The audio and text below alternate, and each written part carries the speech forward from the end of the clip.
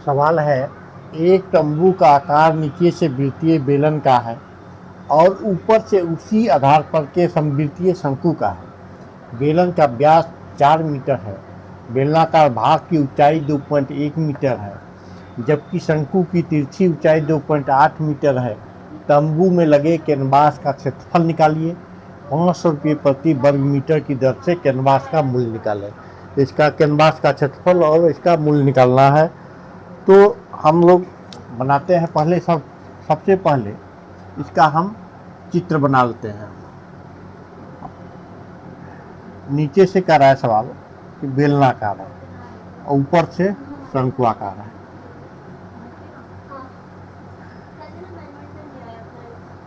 एक कैनवास है जो कि नीचे से बेलनाकार है, ऊपर से उसी आधार पर के समवृत्तीय शंकु का है।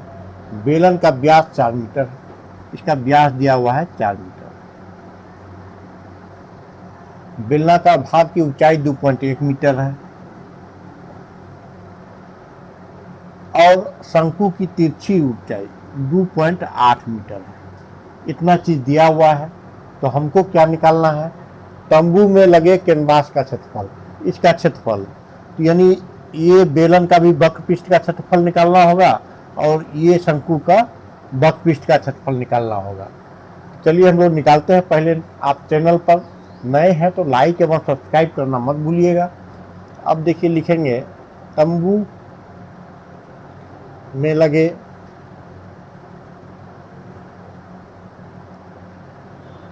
कैनवास का क्षेत्रफल।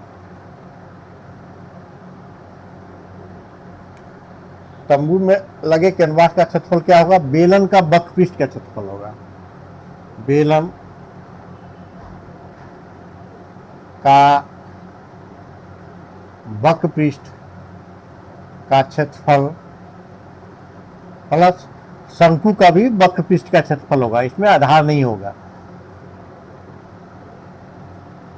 शंकु का वक्रपृष्ठ का क्षेत्रफल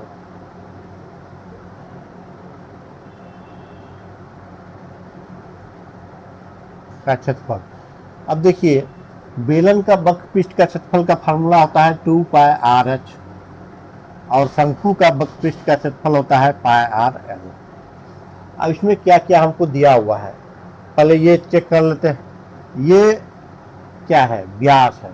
तो त्रिज्या तो नहीं दिया हुआ है, तो r बराबर फॉर्मूला होता है d/2, यानी 4/2 इक्वल टू 2 मीटर मेरा त्रिज्या है। और बेलन की ऊंचाई, बेलन की ऊंचाई h इक्वल टू 2.1 मीटर है। और क्या है? शंकु की तिरछी ऊंचाई, शंकु की तिरछी ऊंचाई यानी L इक्वल टू 2.8 मीटर दिया हुआ है। तो इसमें देखिए H भी दिया हुआ है, L भी दिया हुआ है, तो सिर्फ वैल्यू इसको पुट कर देंगे। अब देखिए, तो लिखेंगे सूत्र से क्या है? सूत्र 2πr(h) प्लस πr(l).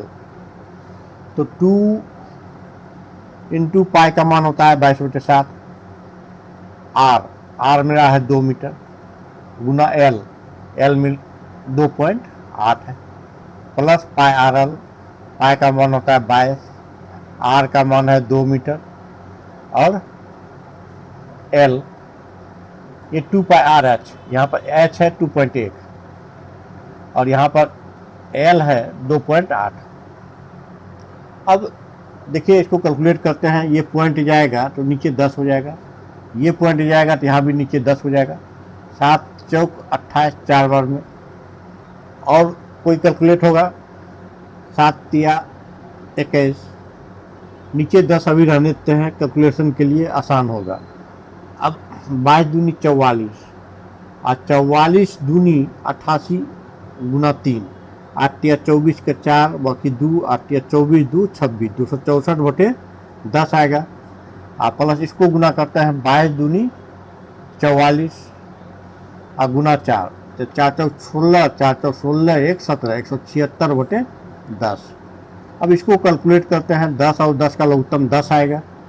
264 प्लस 176, तो 6 4 10 के शून्य बाकी 1, 7 6 13 14 4 बाकी 1, 2 1 3 1 4 बटे 10, ये कैंसिल हो गया, यानी 44 मीटर स्क्वायर क्या निकला मेरा कैनवास का क्षेत्रफल। इसका पूरा क्षेत्रफल निकल गया।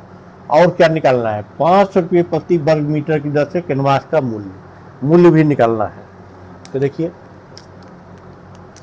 चूंकि 1 मीटर स्क्वायर कैनवास का मूल्य बराबर 500 रुपया है, इसलिए 44 मीटर स्क्वायर कैनवास का मूल्य 500 गुना 44, इसको गुना करते हैं तो 5 चौक 20 का शून्य बाकी 2 5 20 2 22, ये 22,000 रुपया जो निकला, ये कैनवास को बनाने में खर्च होगा। यही आपका आंसर होगा। यदि आप मेरे चैनल पर नए हैं तो लाइक, सब्सक्राइब और वीडियो को शेयर करना मत भूलिएगा। Next topic in next class.